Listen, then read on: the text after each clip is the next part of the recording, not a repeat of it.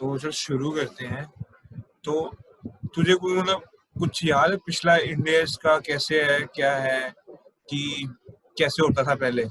मतलब जैसे मुझे फाइनेंस लीज में इंडेक्स ये का याद है कि हाँ, फाइनेंस लीज में जो हम एसेट होता था वो हम इंस्टेड ऑफ लेसर लेसी की बुक्स में रिकॉर्ड करते थे। हाँ हाँ, जब वो जब फाइनेंस लीज होती थी, ठीक है। तो एक होती थी, फिर ऑपरेटिंग लीज होती थी, ठीक है। राइट। तो क्या होता था कि पहले तो 5 कंडीशंस होती थी, इफ यू कुड रिमेम्बर, कि जिसमें क्या होता था कि पहला कि तेरी जो economic term of the lease है ना, इक्वल्स टू इकोनॉमिक लाइफ, है ना, of the economic asset, life of asset right. ना, एसेट की, ठीक है। या जो जितनी भी पेमेंट्स है, लीज की पेमेंट्स हैं, इक्वल्स टू कॉस्ट, है ना। Fair value of the asset, या हाँ, तो और भी 3 है, ठीक है।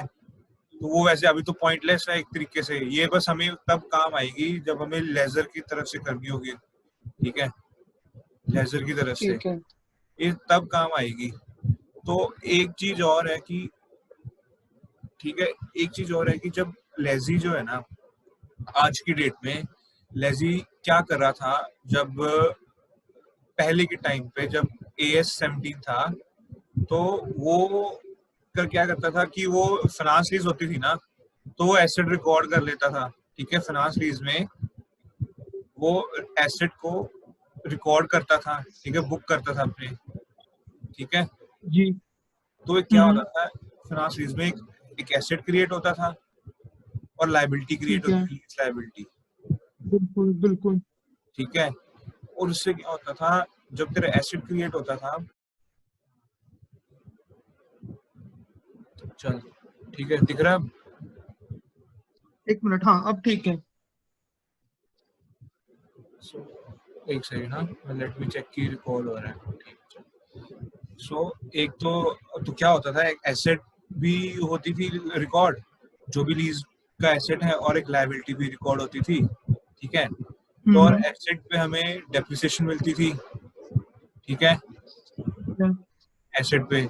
और क्या होता था, जो लायबिलिटी है उस पे जब हम खर्चा करते थे, वो तो वैसे तो हमारी लायबिलिटी, लीज लायबिलिटी कम होती थी, बट हमें एक फाइनेंस कॉस्ट मिलती थी, इंटरेस्ट, फाइनेंस कॉस्ट ठीक होता है है। कुछ, ठीक है। ठीक है। ठीक है। तो एक तरीके से न्यू इंडियस 116 में क्या किया उन्होंने, उन्होंने यही कंसेप्ट को मतलब यूनिफॉर्म कर दिया, और बेसिकली जो ऑपरेटिंग लीजेस भी है ना, ऑपरेटिंग जो कंडीशंस होती थी, तो उसको भी उन्होंने यही तरीके से मेजर करने को बोल दिया, ठीक है। ठीक है। तो इसमें क्या होगा, बट थिंग इज कि अब उन्होंने एक एसेट क्रिएट करने की जगह उन्होंने सीधे बोल दिया है कि वैसे तो ऑपरेटिंग की लीज में हमारी कोई ओनरशिप नहीं आती ना, कि नहीं आती, बिल्कुल। ओनरशिप हमारी होगी, जिसने लेजी की ओनरशिप नहीं होती। तो फिर क्या करते हैं, उन्होंने कहा है कि व्हाट डू यू डू, कि तुम एक ROU, right to use asset, ठीक है, उसको रिकॉर्ड करोगे अपनी बुक्स ऑफ अकाउंट्स में, ठीक है। और साथ में एक लीज लायबिलिटी रिकॉर्ड करोगे, ठीक है। ठीक है। अब फंडा क्या है कि तुम्हें ये इसको भी जो भी एसेट होगा उसका एक तरीके से ये तुम्हें राइट ऑफ यूज कर देना है, और उसको उसी तरीके से करना है जैसे कि वो एसेट का होगा। मतलब फॉर एग्जांपल, सपोज अगर तूने कोई प्लांट एंड मशीनरी करी है, लीज पे ली थी, ठीक है, तो उसको प्लांट ठीक एंड है। मशीनरी भी दिखाएगा। ठीक है। समझ रहा है मेरी बात? हाँ हाँ हाँ, बिल्कुल बिल्कुल, मैं और समझ अगर गया आपकी तूने बात। कोई इमूवेबल प्रॉपर्टी लीज, सपोज उसको लीज पे लिया है, हम्म। लैंड, या मतलब लैंड ले ले या कुछ भी, ठीक है, बिल्डिंग, तो देखो उस पे उसके जो इमूवेबल प्रॉपर्टी है, ठीक है, उसके भी वो लगेंगे इंडेक्स, वो भी ठीक है। उसका भी एप्लीकेबल रहेगा, ठीक है। अच्छा। ये पार्ट हो गया। अब इशू क्या होगा कि जो तेरा ऑपरेटिंग लीज थे पहले, ठीक है, हम्म। एक्जिस्टिंग थे, जो ऑपरेटिंग थे, अब उसको ठीक है, कन्वर्ट एज पर न्यू ठीक है, ठीक है। तो एक ये पोर्शन आ गया। ये हम्म। बेसिकली ट्रांजिशन के टाइम पे ये बहुत ही इम्पोर्टेंट रहा है, ये प्रैक्टिकली भी बहुत इम्पोर्टेंट रहा है कि जब नया इंडेक्स बन रहा है, मतलब कि नया आरओयू आ रहा है, तो कैसे होगा। जो ऑपरेटिंग पहले तो उसको हमें आरओयू में कन्वर्ट करना पड़ेगा, और ये जो फाइनेंशियल लीजेस थी उसमें ये एसेट तो था ही नहीं। बिल्कुल। हाँ, तो इसको क्या किया, इसको डी रिकग्नाइज कर दिया, और प्लस आरओयू में एक क्रिएट किया। ठीक है, ठीक है। ये मतलब एक तरीके से नया फंडा आया है। अब ये तेरे को आरओयू कैलकुलेट करना है। ठीक है, इसकी क्या ठीक है। वैल्यू, इसकी वैल्यू क्या होगी। ठीक है, ये लीज लायबिलिटी है, इसकी क्या वैल्यू होगी, ये तेरे को ढूंढनी है। हम्म। और ये वैल्यू ढूंढने के लिए तेरे को लीज हम्म। रेट चाहिए। ठीक है, हम्म। और तेरे को डिस्काउंट करना पड़ेगा। ठीक है, हम्म। बेसिकली इंडेक्स में सबसे इम्पोर्टेंट चीज है कि ये डिस्काउंट रेट, ये ठीक और है। उस जगह पे लगेगा डिस्काउंट रेट।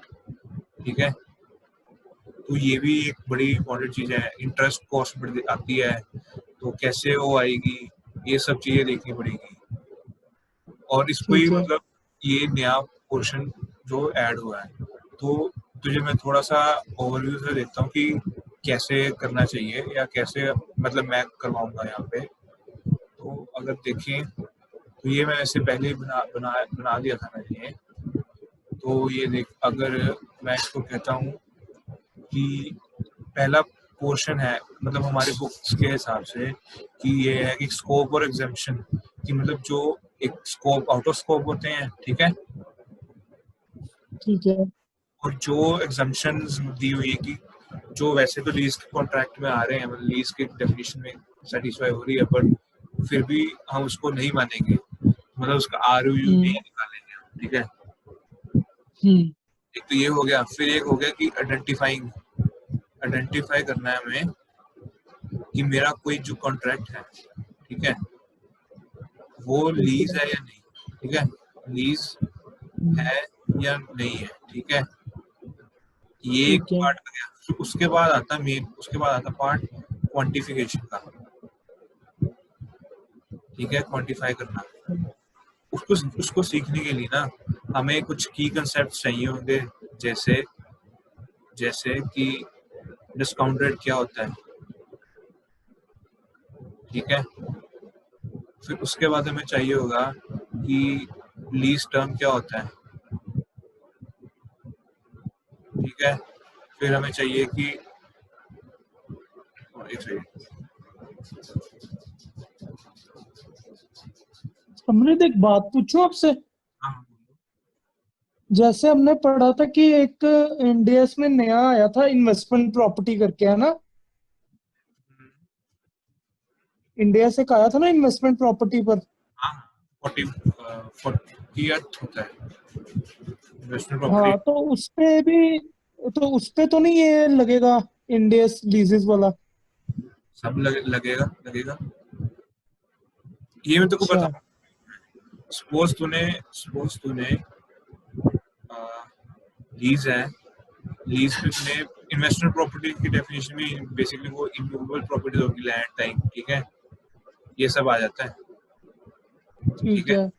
जिसका मतलब तेरा पर्पस है कि उसमें तूने कैपिटल एप्रिसिएशन करनी है, तूने ना रेंट देना है, मतलब ये सब ज्यादा नहीं करना तूने, या तो तूने रेंट भी देना हो, मतलब तेरा वो उसमें नहीं आता कि तेरा either operation revenue from operation नहीं है वो, बस उससे तूने इन्वेस्टमेंट हाँ, रेंट हाँ, रेंट हाँ, हाँ, हाँ। कमानी हो या कैपिटल एप्रिसिएशन कमानी हो, ऐसे करके। और वो ठीक इमूवेबल है। प्रॉपर्टीज है। ठीक है, तो इसमें भी वो स्पेसिफिक डेफिनेशन है उसकी। अगर वो सेटिस्फाई करता है, सपोज एक लैंड है वो सेटिस्फाई कर गया, ठीक है, तो ठीक है। उसको हम मतलब कि अगर वो हमने लीज पे ली है और मैंने रेंट कमाना था, ठीक है, मैंने लैंड को ठीक लीज पे है। ले लिया। ठीक है, जब ठीक है। जब आरओयू जो बन जाएगा ना, ठीक ठीक है, है। उस लैंड का, तो मैं उसको दिखाऊंगा मतलब अपने उसमें एज इन्वेस्टमेंट प्रॉपर्टी के सेक्शन में ही दिखाऊंगा, ठीक है। और जो भी प्रॉपर्टीज, जो भी कंडीशंस होती है इन्वेस्टमेंट प्रॉपर्टी की, फॉर एग्जांपल जैसे पता होगा कि आईएफआरएस में हम बोलते हैं कि इन्वेस्टमेंट प्रॉपर्टीज के केस में जो एसेट्स हैं उनको हमें चॉइस देते हैं कि या तो उसको फेयर वैल्यू में मेजर कर सकते हैं या तो हिस्टोरिकल कॉस्ट में, ठीक है, आईएफआरएस में होता है।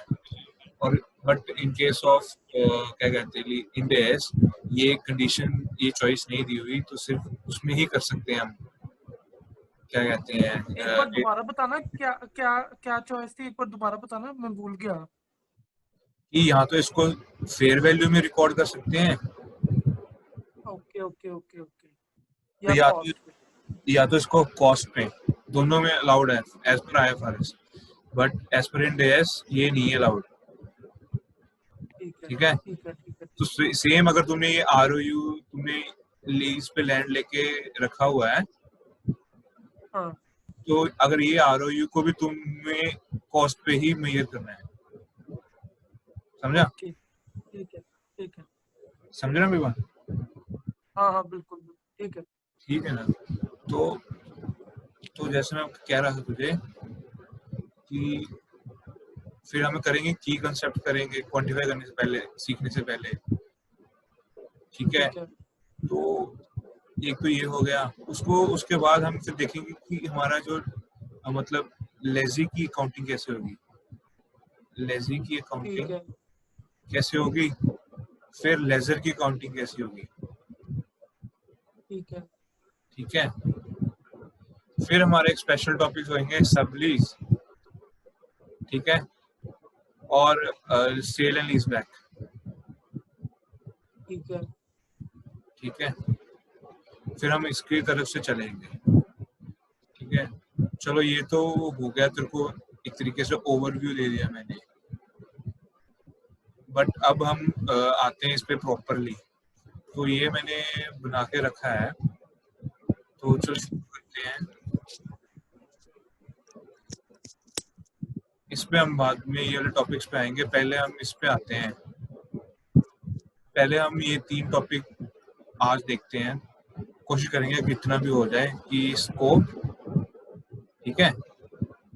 उसके बाद एग्जम्पशंस जो हैं,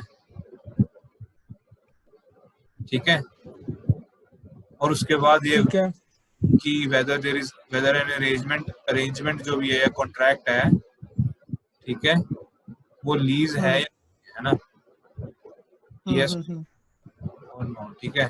तो ये देखेंगे अभी के लिए।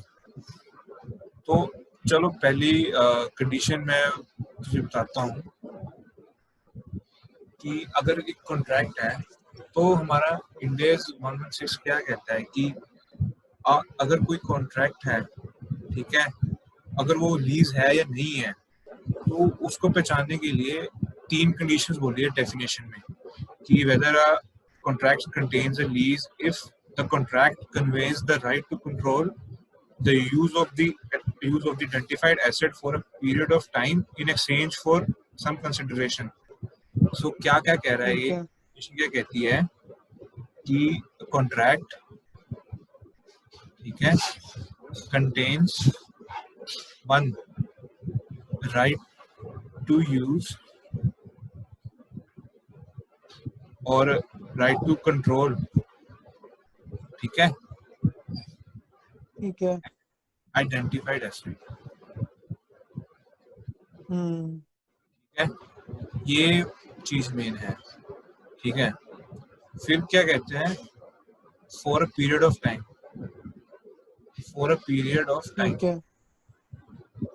ठीक है। फिर क्या कहता है, for a consideration,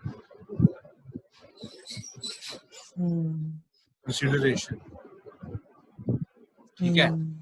तो ये 3 कंडीशंस अगर एक कॉन्ट्रैक्ट में है, ठीक है, तो हम मानेंगे कि वो एक, क्या कहते हैं उसे, लीज है, ठीक है, एज पर न्यू डेफिनेशन। इसमें नो फाइनेंस लीज, ठीक है, कोई फाइनेंस लीज नहीं है,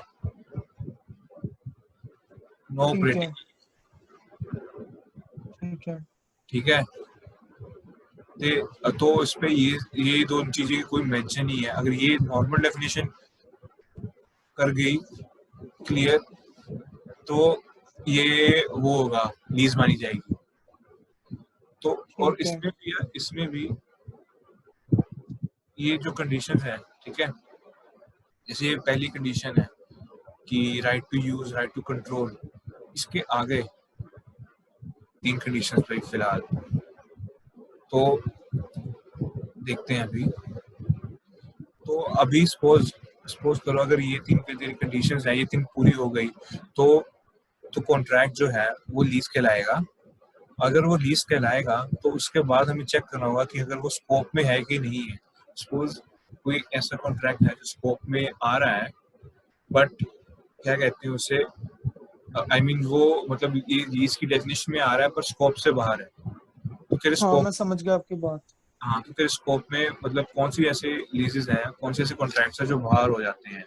तो पहला होता है कि इंड AS 105, इंड AS 105 हाँ ये मिनरल्स ऑयल्स, उसका, हाँ मिनरल्स ऑयल्स का, ठीक है ये। ठीक है ना, मिनरल ऑयल्स, नेचुरल रिसोर्सेज, ठीक है, ये सब। अगर सपोज कोई भी एसेट है तेरे पास, कोई भी लीज में आइडेंटिफाइड एसेट है, अगर वो नेचुरल रिसोर्सेज का है तो ऑटोमेटिकली बाहर हो जाएगा, इसमें नहीं कंसीडर करेंगे है। क्योंकि हमें ROU नहीं निकालना, ठीक है। ठीक है। और फिर सेकेंडली आता है तेरा बायोलॉजिकल एसेट्स, ये आ गया तेरा इंड AS 41 में, 41 ठीक है। एग्रीकल्चर वाले में। ठीक है। इसकी डेफिनेशन है उसमें बायोलॉजिकल एसेट्स की, ये जैसे वो हो गए, वोर्स हो गया, ठीक है, बोर्ड, ये सब, मैं समझ गया। ये वहां से बाहर हो गए।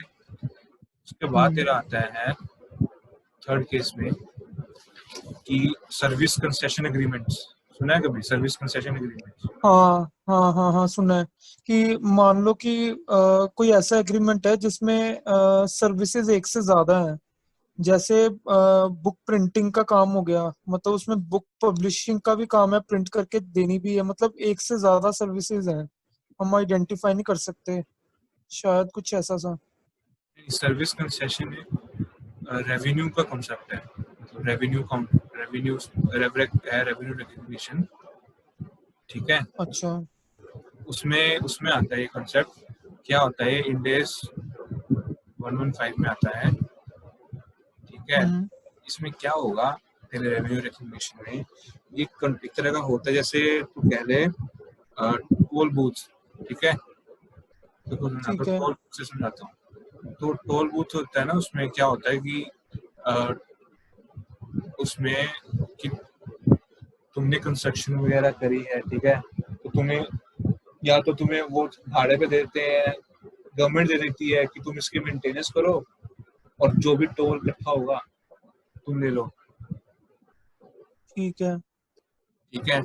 उस तरह के अरेंजमेंट में तुम्हें हमें बिल्डिंग या बूथ्स वगैरह देते हैं कलेक्ट करने के लिए, तो वो भी लीज से बाहर है, लीज के इसमें से बाहर है, ठीक है। और उसके बाद एक और होता है कि अगर सपोज मैंने तुझे लाइसेंस दे दिया, लाइसेंस ऑफ इंटेलेक्चुअल प्रॉपर्टी, ठीक है। प्रॉपर्टीज, फॉर एग्जांपल जैसे इंटेलेक्चुअल प्रॉपर्टीज का,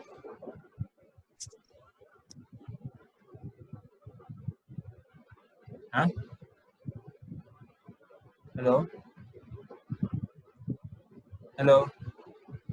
हाँ जी, हाँ जी। पूछ रहा हूँ एग्जांपल है तेरे पास कोई इंटेलेक्चुअल प्रॉपर्टी का रॉयल्टी? हाँ ठीक है, बिल्कुल ठीक है, रॉयल्टी हो गया, ठीक है। अब या तो तेरा क्या कहते हैं म्यूजिक का हो गया, ठीक है। ठीक है। तो ये सब जो है ना, अगर मेरा ये भी एज पर रेवेन्यू ही है, एज पर रेवेन्यू कैसे, सपोज कि मेरा काम है कि मैं म्यूजिक कंपोजर हूँ, ठीक है, मैंने म्यूजिक कंपोज किया, उस म्यूजिक को कंपोज मेरी इंटेलेक्चुअल प्रॉपर्टी हो गई और मेरा यही काम है कि मैं म्यूजिक कंपोज करके लोगों को आगे देता हूँ ताकि वो इस पे वो कर सकें आगे, मतलब कि इस पे मुझे रॉयल्टी देते रहें, ठीक है, और इसका ठीक है। आगे यूज करें। सो एक तरीके से मैंने एक एसेट ही दिया ना यूज करने को, कंडीशन में तो आ ही गया वो, हम्म तीनों कंडीशन पूरी हम्म रहती है हम्म ना। बट ये इसको ठीक भी है। स्पेसिफिकली उन्होंने एक्सक्लूड कर दिया है। फिर एक और होता है, ठीक है। यही लाइसेंस है, ठीक है, लाइसेंस ऑफ मूवीज, सिनेमा, ठीक है। ठीक है, ठीक है। जिसमें मोशन पिक्चर्स हो जाती हैं या मैन्यूस्क्रिप्ट, हम्म पेटेंट्स, कॉपीराइट्स, ये सब आ जाता है, हम्म उसको भी उन्होंने बाहर कर दिया हम्म कि मतलब कोई भी लाइसेंसिंग एग्रीमेंट हो जिसमें ये एसेट क्रिएट हो, मूवीज हो या कुछ भी है ना, कॉपी, मतलब ये वीडियोस वगैरह हो, वीडियोस जो भी हैं, तो ये सब जो होगा इसको अगर तू किसी आगे को किसी को देगा रेवेन्यू कनेक्ट करने के लिए, अगर तुमने इस इन एसेट्स को दिया तो ये भी एक्सक्लूड कर देंगे, ठीक है, इस पर भी हम इसका रेवेन्यू नहीं निकाल लेंगे। तो बेसिकली ये ठीक है। ये पांचों तो बाहर हो गई, ठीक है। ठीक है। अब थोड़ा और घुसते हैं इसमें, मतलब और अच्छे से इसको देखते हैं एक बार कि इसको कैसे करेंगे, थोड़ा और ब्रेक करते हैं। पहले हम ब्रेक करते हैं इसको आइडेंटिफाइड एसेट को, ठीक है, कि ठीक है। आइडेंटिफाइड एसेट है क्या। तो यहाँ पे आ जाते हैं थोड़ा नीचे,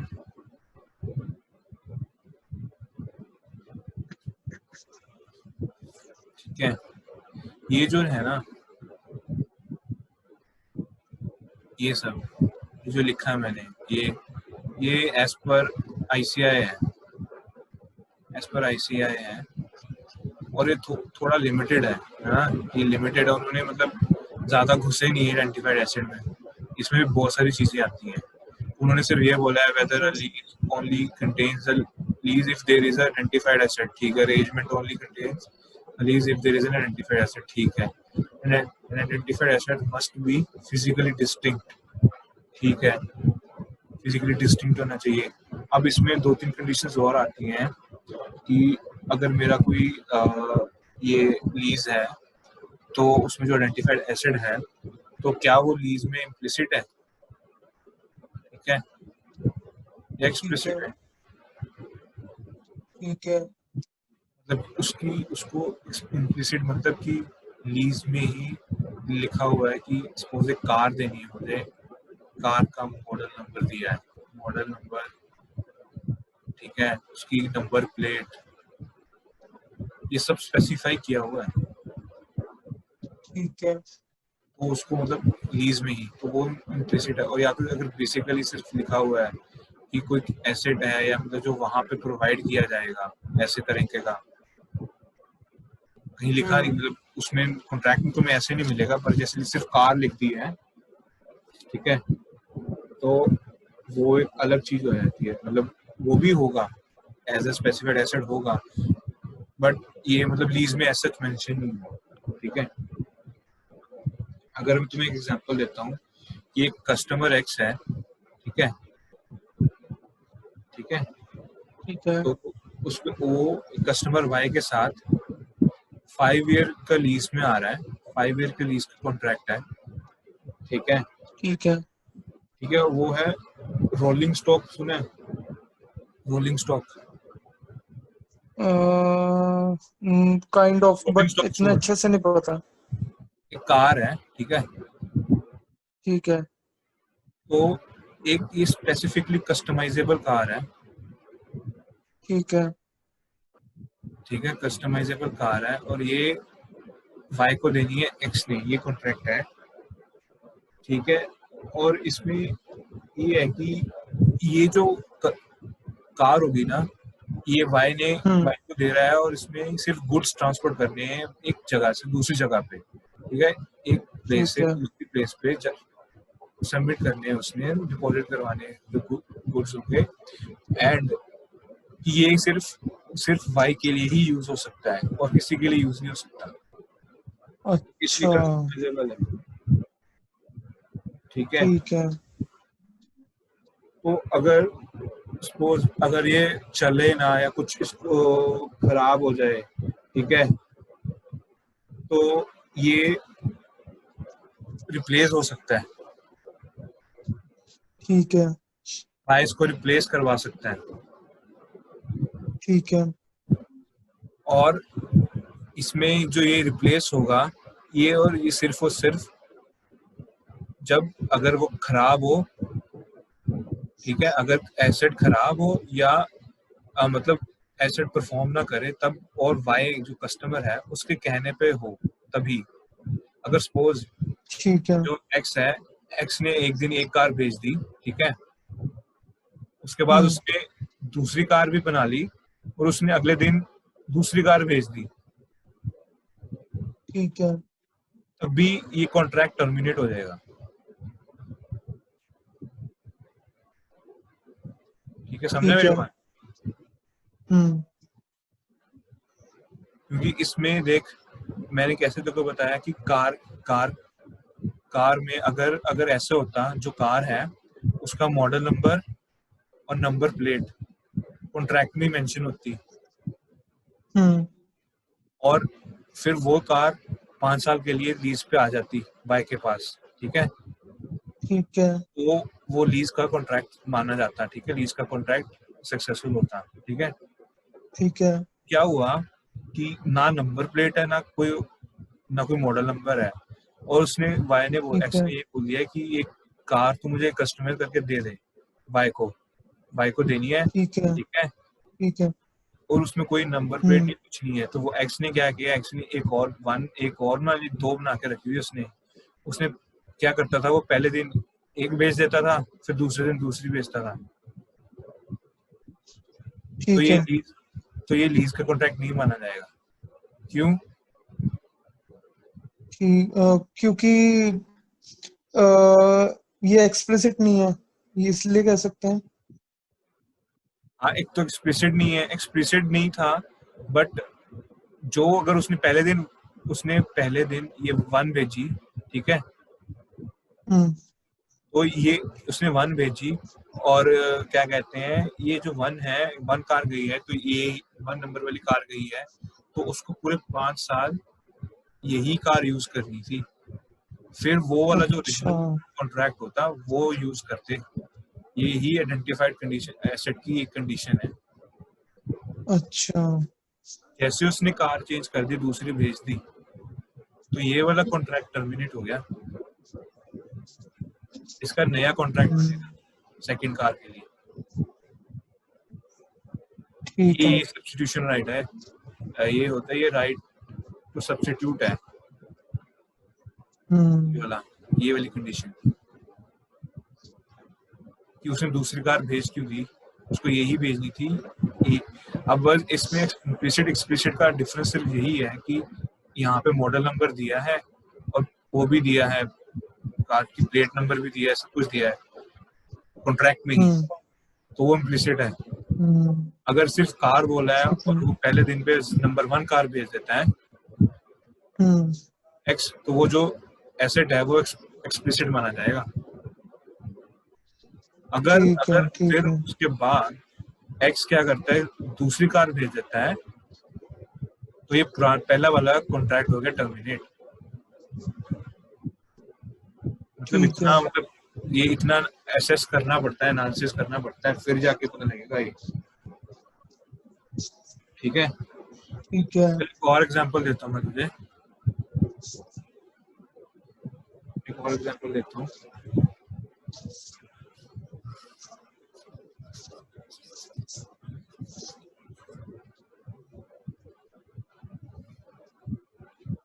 सपोज फिर से एक कस्टमर एक्स है, एक कस्टमर वाई है, ठीक है, ठीक है वही है, 5 ईयर का कॉन्ट्रैक्ट है, ठीक है ठीक है।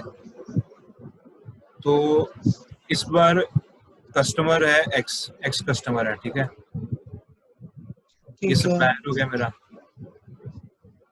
ठीक है और कार ही है, ठीक है, ठीक है और इस बार कार की सारी स्पेसिफिकेशन, मॉडल नंबर, ठीक है, नंबर, ये सब मतलब वो पहले से एग्रीमेंट में डिफाइंड है। डिफाइंड है, ठीक है, ये भी डिफाइंड है। हम्म ठीक है, बट अभी तक क्या हो रहा है कि अभी तक कार जो है ना मैन्युफैक्चर्ड ही नहीं हुई। अच्छा, कॉन्ट्रैक्ट जब शुरू हो रहा है ना, ठीक है, एक होती है इंसेप्शन डेट, ठीक है, इंसेप्शन डेट, एक होती है कमेंसमेंट डेट। ठीक है। ठीक है, इंसेप्शन हम्म, डेट होता है कि जिस दिन लीज एग्रीमेंट डिसाइड हुआ। ठीक है, ठीक है, कमेंसमेंट डेट होती है जब एक्चुअल में स्टार्ट होगी लीज, ठीक है। जब मेरी कार जो है ना वो उसके पास पहुंच गई, एक्स के पास, वो मेरी कमेंसमेंट डेट होगी। हम्म, ठीक है, तो ठीक है। इसमें इसमें क्वेश्चन मेरा ये है कि इसमें कार जो है वो आइडेंटिफाइड एसेट हाँ मानी जाएगी कि नहीं मानी जाएगी, है या नहीं, यस और नो। हम्म, मुझे तो लगता है कि हमें मतलब आप ये कह रहे हो कि हमें कब से अपना एसेट मानना चाहिए, इंसेप्शन डेट से या नहीं, कमेंसमेंट ये डेट से, आप ये कह रहे हो? मैं ये कह रहा हूँ कि ये आइडेंटिफाइड एसेट माना जाएगा, मतलब कि ये तुझे कार है बट कार कंडीशन क्या, सारी कंडीशन तो उसमें आ गई, मॉडल नंबर, ये टर्म भी दे दी, ये भी दे दिया। ठीक है, बट ये पता नहीं मैन्युफैक्चर ही नहीं हुई, अभी मैन्युफैक्चर नहीं हुई, भाई ने अभी बना के देनी है इसको, तो इसको मैं ये मानूंगा कि ये अभी मेरा आइडेंटिफाइड एसेट है कि नहीं।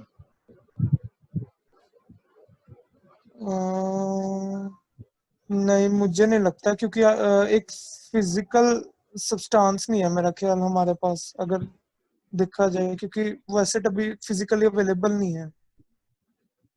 अगर मैं एक टाइमलाइन बना दूं यहाँ पे सपोज, ठीक है, ये मेरा हो गया इंसेप्शन डेट ठीक है, और ये मेरा कमेंसमेंट डेट। ठीक है, ठीक है। अब बता मेरा है फिजिकल, अब बता मेरा मतलब आइडेंटिफाइड एसेट है यहाँ पे है, इस डेट पे है होना चाहिए, इंसेप्शन होना डेट पे चाहिए। मेरा आइडेंटिफाइड एसेट है कि नहीं, होना चाहिए। मुझे लग हाँ, और कमेंसमेंट डेट पे तो मैन्युफैक्चर करके उसको देनी ही पड़ेगी, ठीक है, अभी कमेंस होगी ना लीज, लीज तब होगी जब कार उसके ठीक है, फिजिकली उसके पास पहुंची होगी। ठीक है, दोनों तूने कहा यहाँ पे भी यस है, यहाँ पे भी यस है, और करेक्ट है, तेरे सही है, करेक्ट आंसर है तेरा, यस ही है। मतलब कि अब जब मैं असेस करने जाऊंगा ना, ठीक है, सपोज हमने तो ये अकाउंटिंग एंट्री रिकॉर्ड करनी है ना, ठीक है, है ना, तो मैं क्या करता हूँ, अगर मैं जब इंसेप्शन डेट होगी ना, सपोज मैं हम्म, तो कि मैं इंसेप्शन डेट पे ही रिकॉर्ड कर लूँ, मुझे पता है कि ये मेरी लीज तो बननी है, तो मैं क्या करता हूँ, मैं चाहता ठीक हूँ है, कि मैं इंसेप्शन डेट पे ही रिकॉर्ड कर लूँ। ठीक है, तो मैं क्या करूँगा, बट मैं जब रिकॉर्ड करने जाऊंगा ना, तो जो मेरी लीज पेमेंट होंगी तो मैं उसको डिस्काउंट करूंगा, डिस्काउंट रेट ठीक से है। सिर्फ कमेंसमेंट डेट तक करूंगा, इंसेप्शन डेट तक नहीं करूंगा। अच्छा, तो फिर इंसेप्शन डेट पे अकाउंटिंग एंट्री क्या डालेंगे? कुछ भी नहीं डलेगी, अभी तो फिर लीज ही नहीं कमेंस हुई, ठीक है, हाँ ये भी अकाउंटिंग बात है। एंट्री डलेगी ही नहीं कोई। ठीक है, अगर यहाँ पे तूने कोई डिपॉजिट वगैरह दिया है ना, तो वो तो ठीक है। डालनी पड़ेगी ना, सिक्योरिटी डिपॉजिट वो होती फिर एज पर इंड एस 109 आ जाएगा। है। हाँ बिल्कुल बिल्कुल करेक्ट, इसमें भी इंटरलिंकिंग भी होगा, मैं तुमको बताऊंगा, ठीक है, क्योंकि जैसे कि तूने जैसे भी बोला कि हम क्या तो ऐसे ही रहे ना, मेरा आरओयू बन गया, ठीक है, आरओयू अगर तेरी कार है तो तेरा पीपीई इंडेक्स 16, हाँ, उसके हिसाब से इस पे डेप्रिसिएशन लगेगी, सब कुछ होगा। ठीक है, अगर तेरा जैसे मेरे पास लैंड है ना, ठीक है, फिर 40 के हिसाब से होगा, इमूवेबल प्रॉपर्टी या इन्वेस्टमेंट प्रॉपर्टी के हिसाब ठीक से। है, तो ऐसे भी होगा, ठीक है। ये सब चलेगा। देख मतलब इंटरलिंकिंग बहुत सारी है इसमें, ठीक है। वो तुम्हें आगे आगे पता भी लगेगी, तुम देखेगा। हम्म। ठीक है, और मैं तुझे दिखाता हूँ। एक ये हो गया, एक और एग्जांपल करते हैं। चल, एग्जांपल से बहुत क्लैरिटी होती है ना। हाँ। चल तुझे एक एग्जांपल देता हूँ फिर से। कस्टमर एक्स है, यही कस्टमर है मेरा, ये कस्टमर है, और ये मेरा वाई है, ये सप्लायर है। ठीक है, ठीक है। अब 12 ईयर्स का कॉन्ट्रैक्ट है। ठीक है, ठीक है। तो एक फाइबर ऑप्टिक केबल सुनी तूने? Fibre optic cable. हाँ हाँ हाँ हाँ, फाइबर ऑप्टिक। ठीक है, तो एक केबल लगी हुई है लंदन, या यहाँ पे मैं न्यूयॉर्क कर देता हूँ, न्यूयॉर्क। ठीक है। ठीक है, न्यूयॉर्क और ये लंदन है। ये केबल जा रही है यहाँ से। ठीक है, इसमें 20 केबल्स हैं, 20 केबल्स हैं। जो फाइबर ऑप्टिक की तार बिछती है ना, उसके अंदर छोटे छोटे वो होते हैं, मतलब वो लाइनें सी होती है। ठीक है, समझता है ना वो? हाँ हाँ हाँ, मैं समझ गया। तो कस्टमर, तो ये ये जो केबल है, ये एक तरीके से एसेट ठीक ही है। हो गया। हाँ। पूरी तार बिछी हुई है, जैसे किसी पावर ग्रिड है, पावर ग्रिड होता है जैसे सपोज, तो उन्होंने ग्रिड लगाए होते, खंबे लगाए होते, उसमें तारे लगाए होते, तारे भी तो एसेट ही होगी ना, एक तरीके से प्लांट में ठीक है। ठीक है, तो उसने क्या किया कि तीन इसमें से 3 फाइबर, 20 फाइबर से 3 फाइबर का कॉन्ट्रैक्ट कर लिया 12 साल का एक्स को देने का, कि एक्स सिर्फ एक्स ही यूज करेगा। ठीक है, और कोई यूज नहीं कर सकता। ठीक है। तो एक बात था, वो 20 केबल की लाइन बिछी हुई है यहाँ पे। ठीक है, और उसमें 3 केबल एक्स यूज करेगा। तो जो ये 3 केबल है, ये क्या आइडेंटिफाइड एसेट मानी जाएगी? बताओ। हम्म, ये हिंट है कि ये फिजिकली डिस्टिंक्ट है कि नहीं, ये पहले ये सोच। अब ये क्वेश्चन है कि वो 20 में से 3 कोई भी हो सकती है, पर हमारे लिए ये मैटर नहीं करता कि 3 कौन सी हो, क्योंकि हमारे सर्विसेज तो हम ले ही रहे हैं। हाँ, एक तो मुझे इम्प्लिसिट एक्सप्लिसिट का हो गया ना। हाँ, ये मुझे लगता है कि ये आना वो मतलब ये आइडेंटिफाइबल एसेट होना चाहिए। ठीक है, इस और एक तो ये देख, इसको हमें ये भी देखना पड़ेगा कि ये फिजिकली डिस्टिंक्ट है कि नहीं। अगर 20 में से देखा जाए, फिजिकली डिस्टिंक्ट नहीं है, क्यों क्यों? सोच। क्योंकि हम आइडेंटिफाई नहीं कर पा सकते कि 20 में से कौन सी 3 हमारी हैं। क्यों नहीं कर सकते? मतलब कैसे करेंगे? मैं तेको समझाता हूँ, चल देख ध्यान से देख। पहले क्वेश्चन में आता है कि ये इम्प्लिसिट है कि एक्सप्लिसिट है, इसमें से बताओ पहले। इतनी ये इन्फॉर्मेशन मैंने एक्सप्लिसिट तुझे है। दी है। मैंने तो 20 फाइबर बोला, उसमें से सिर्फ मैं बोला 3 है, 3 एक्स को देनी है। ठीक है। तो ठीक है। ये इम्प्लिसिट होगा एक्सप्लिसिट? इम्प्लिसिट, क्यों? क्योंकि हमने स्पेसिफिकली नहीं बताया कि ये ही 3 स्पेसिफिक केबल्स होंगी एक्स के लिए। हाँ, तो वो तो फिर एक्सप्लिसिट नहीं हुआ। मतलब हमने नहीं बताया, इसलिए वो इम्प्लिसिट हुआ। अगर बता देते वो एक्सप्लिसिट होता कि यही वाली 3 केबल्स नहीं नहीं एक्स यार, यूज कर सकते देख हो। मैंने देखो कैसे बोला था, जब कार का मॉडल नंबर या कार का वो सब दिया हो, ठीक है। कॉन्ट्रैक्ट में, तो उसको हम कहेंगे इम्प्लिसिट है, ठीक है। हाँ इसमें इसमें कोई मॉडल नंबर वगैरह थोड़ा ना दिया है, इसमें बस नहीं ये दिया। बोलिए 3 है 20 में। ठीक है। अब जो मैंने 3 दे दी उसको एक बार 20 में से, वो मैं उसके बाद चेंज नहीं करूंगा। ये नहीं है कि मेरी एक केबल खराब होगी, मतलब खराब होगी तो मैं उसको ठीक करके दूंगा या उसको नहीं दूंगा। ये नहीं है कि मैंने आज उसे ये 3 दे दी थी जो मैंने कल को मैंने कहा नहीं दूसरी वाली 3 कर ले, अब ये वाली 3 रहने थे, ये मैं किसी और को देनी है, ऐसे नहीं होगा। एक बार शुरुआत में मैंने जब उसको 3 दे दी वही चलेंगी फिर 12 साल के बाद। ठीक है। ठीक है, अब क्लियर हुआ इम्प्लिसिट एक्सप्लिसिट का। हाँ मैं समझ गया, समझ गया, समझ गया।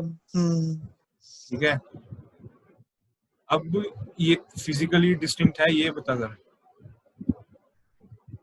ठीक है कि नहीं है? है फिजिकली डिस्टिंक्ट। हाँ बिल्कुल है, क्यों नहीं है? 3 अलग हमें दिख तो रही है, मतलब 3 हमें पता तो है ना। ये एक बार हाँ मैंने मतलब 3 अब, दी थी केबल, हाँ हाँ दे दिया, वो वापस नहीं ले सक, मतलब उसको कह सकते कि तू ये 3 यूज कर ले, उसके अलावा वाली दूसरी 3 यूज कर ले। मतलब मैं ये जो 3 के फाइबर होंगे उसको मैं बाकी 17 फाइबर जो रह गई हैं उससे तो मैं अलग देख कर ही सकता हूँ ना। हाँ हाँ बस ये 2 कंडीशन है तेरी पूरी, तो ये आइडेंटिफाइड एसिड है। ठीक है। ठीक है ना। हम्म चल एक और एग्जांपल देता हूँ मैं, फिर तेरा क्लियर हो जाएगा ये। ठीक है, चल फिर से वही है, एक्स तेरा कस्टमर है,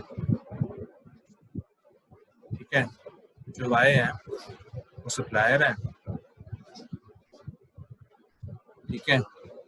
अब सप्लायर जो है उसने कितने साल का कॉन्ट्रैक्ट है, 5 इयर्स का, ठीक है।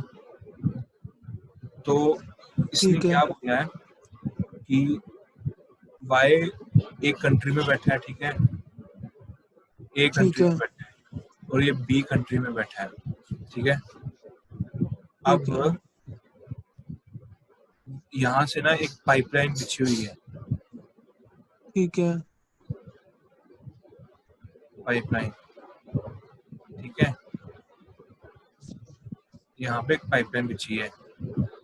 अब 5 साल का कॉन्ट्रैक्ट है और ये कॉन्ट्रैक्ट क्या कह रहा है कि इसमें वाई ने ऑयल ऑयल ऑयल को ट्रांसपोर्ट करना है, ठीक है। ठीक है। ये कंट्री बी कंट्री में से ए कंट्री में ट्रांसपोर्ट करना है, ठीक है। और वाई ये जो पाइपलाइन है, पाइपलाइन ये वाई ऑन करता है, वाई ऑन कर रहा है, ठीक है। ठीक है। और वाई ने कहा है कि एक्स तू मैं तुझे 95% तक यूज करने की परमिशन दे रहा हूँ, ठीक है, कि तू ठीक है। पाइपलाइन को 95% यूज कर सकता है मेरे पाइपलाइन, मतलब जितनी भी कैपेसिटी है ना, कैपेसिटी इसकी ये 95% कैपेसिटी यूज कर सकता है एक्स। तो ये ठीक है। बताओ क्या ये लीज है?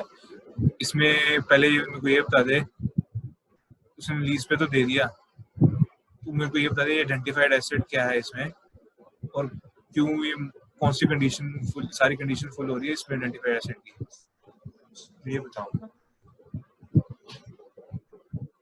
एक तो उसने ये कहा कि 95% तुम पाइपलाइन यूज कर सकते हो ऑयल के मतलब ऑयल सप्लाई के लिए। इसमें मेरे को ये बता तो दे आइडेंटिफाइड एसेट क्या है, पहले ये बता, मतलब एसेट कौन से एसेट की बात हो रही है, ऑयल की हो रही है या पाइपलाइन की हो रही है?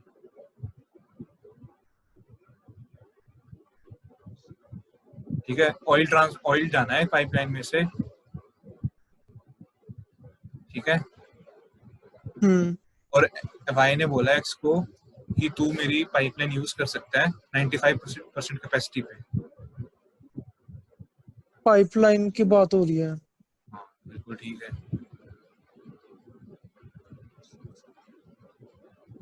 और मुझे लगता है ये पाइपलाइन आइडेंटिफाइबल एसेट है, क्योंकि मतलब उसने कहा कि 95% तू यूज कर सकता है पाइपलाइन को, हम्म, तो 95% उसका राइट है, वो जैसे चाहे वैसे यूज कर सकता है। हाँ और ये एक्सप्लिसिट भी है हाँ और आइडेंटिफाइबल भी है, हाँ तो ये हाँ, तो ये लीज वो में तो कवर हो कंडीशन जाएगा। पूरी होगी ना, ये एक्सप्लिसिट भी है। हाँ ठीक है, अब वो पाइप थोड़ा ना बदल देगा, पाइप वही है। हाँ। और क्या हम्म। कहते हैं, ये फिजिकली डिस्टिंक्ट है पाइप, दिख ही रही है। हाँ हाँ।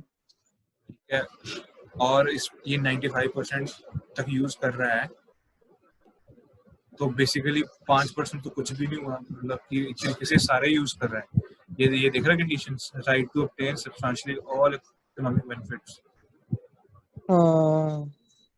ये भी इस पे आ रहा है। वैसे हम्म। कंडीशन तो पता ही नहीं, पर ये भी कंडीशन है, ठीक है ये भी मानी जाएगी। ठीक है।